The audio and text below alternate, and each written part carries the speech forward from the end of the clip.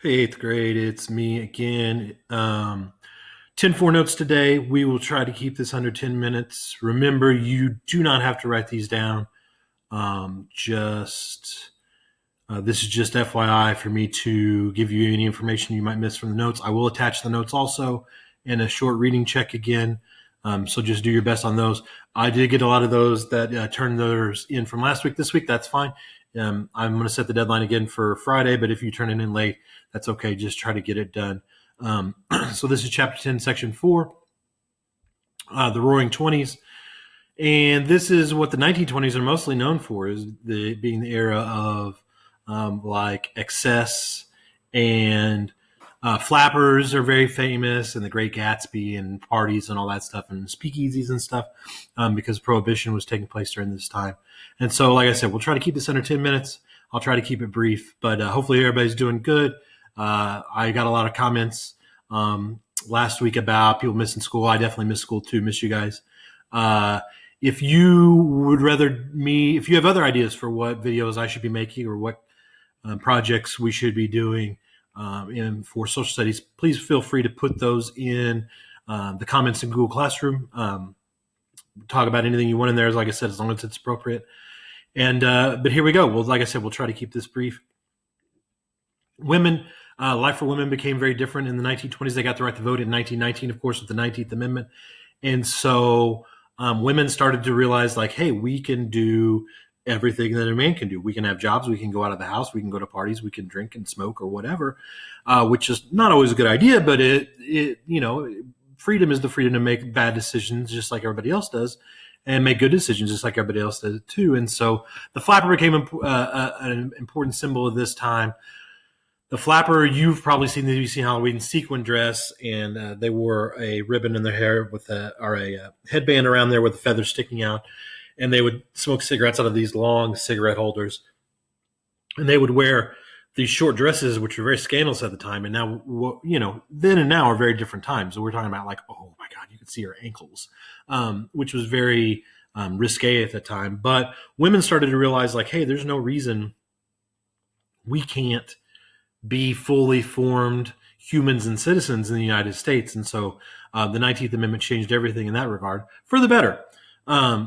Movies and radio became very popular. Radio obviously became popular because you could follow events live: basketball, boxing, football especially. One form of communication is called a medium. So television is a medium. Internet, like me making videos right now, this is one medium. And when you talk about more than one, it's called media. Media is actually the plural of medium. And so movies became very popular. They were called talkies because before 1927, they had the old timey where the guy would be in the theater and he'd play the piano, and then a guy would be like twirling his mustache, and he would be like tie a woman to a train tracks, and he would say like 45 words, and then the screen would pop up and be like, "I'm going to get you," and you'd be like, "Well, you said a lot more than that, dude." But anyway, they started calling the movies talkies because they actually had sound and talking, which sounds pretty stupid, but when you think about that, consider why we call them movies to begin with, because they were moving pictures. Like I said a minute ago, baseball, football, boxing, you can now follow these live. Before the 1920s, if you wanted to know if the Cubs won yesterday, you would have to read the paper today. And so you wouldn't really know unless you attended the game in person, which for somebody who lives in like Heron like me, or Christopher Buckner or Mulkeytown like you, that's a little bit more difficult. If you lived in Chicago or St. Louis or whatever, maybe you can go to the game. And so we had fads. Fads are things that become insanely popular for a short period of time and then pretty much fade out. You sitting in class doing the renegade dance right now is an example of a fad. 2 years from now, you're not going to be doing that. And you probably think like right now, like, oh, I'm going to do that forever. But you probably would have said that about the dab in 2016 or Gangnam style dance back in whatever year the Macarena, of course, that's come back now. But a fad is something that becomes insanely popular. Fortnite was one. Fortnite's still, of course, hanging around, still has some popularity, but it was a fad. Everybody was doing it for a little while. And so board games, again, those are still things that exist, but it was a very popular thing. Like that, anybody who was anybody was playing board games at that time. Dance marathons where you would dance for as long as you can. It's sort of similar to the contest today where you put your hand on a car and then the last person to take their hand off gets to win the car or whatever. Flagpole sitting which is exactly what it sounds like. They had stools up there, so it wasn't that bad. But why would people do that? Well, they were bored mostly, I guess. And I know you feel that right now, just like I do. But you've got internet and PlayStations and stuff. Not everybody, but a lot of us do. And they didn't back then, so they would, have two buckets and hoist themselves up to the top of a flagpole and sit on a stool up there for like days at a time. And why two buckets? One for food and one for, bathroom functions. You don't want to mix those buckets either. So jazz became popular. Jazz is a type of music where basically you make it up as you go. It's based on improvisation. I'm not into jazz. You probably aren't into jazz, but Louis Armstrong, Duke Ellington, Bessie Smith, these are some of the most famous jazz musicians of American history. Harlem became a very popular site for African-American artists to work out of. This became known as the Harlem Renaissance. Langston Hughes or Hurston became popular writers. A lot of people left America altogether and went to other countries. They became known as expatriates, and we call them the Lost Generation. And of course, before the 19th Amendment was the 18th Amendment, and that is Prohibition. The temperance movement was a big thing. Women were being abused a lot in the houses, and they were blaming alcohol for that because their husbands would get drunk and they would come home and they would abuse their girlfriends, wives, or whatever. And so the temperance movement existed to try to get alcohol passed. Of course, it was successful, but this was a disaster. It turns out domestic abuse did not really go down. Alcoholism actually went up because, as you've seen from like quarantine rules, the way to get people to do something is tell them not to do it. And then it's immediately what they want to do. I spent a lot of weekends like, I just want to sit around and do nothing. And then once I was told, like, hey, you got to sit around and do nothing, I'm like, well, I need to go outside or I need to do this or that or whatever. It was the same for alcohol use in America. Once America's government told Americans that they couldn't drink, that's what they wanted to do. So the government lost billions of dollars of tax revenue. The mafia became a big, organized crime became a big issue because of the 18th Amendment. Before the 18th Amendment, mafia, the organized crime, the Italian mafia, was pretty much a small outfit that was not really causing that much damage. But because they could flood large markets with booze at this time, they grew and grew and grew. And this really caused the rise of Al Capone. You saw him get shot in a movie back before we took our break or whatever. And,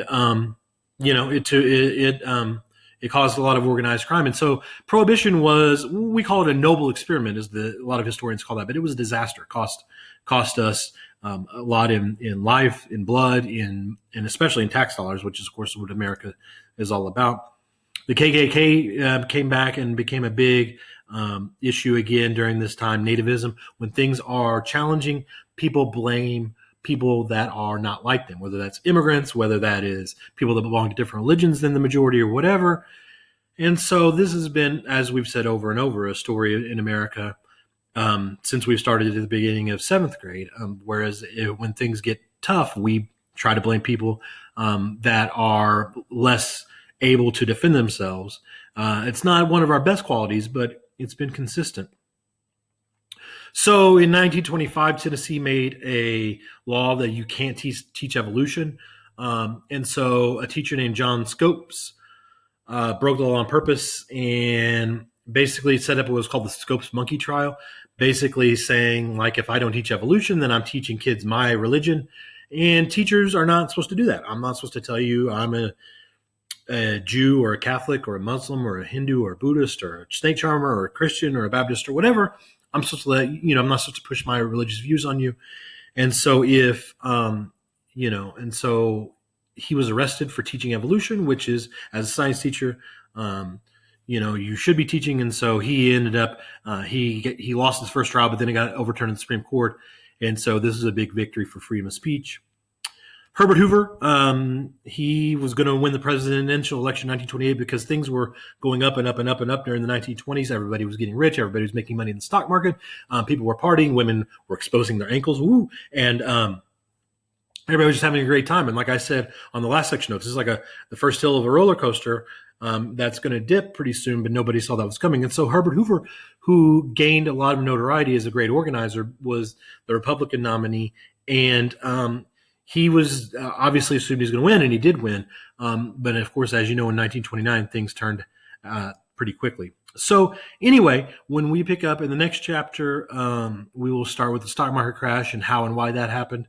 I will attach these notes, and I will attach the questionnaire to your Google Classroom today. Get that done sometime this week. I might do another section of notes this week, depending on, put in the comments in Google Classroom if you want me to, or if you don't, if you like these, if you don't, if you have better ideas or whatever, that's fine. Sorry, we went a little over 10 minutes.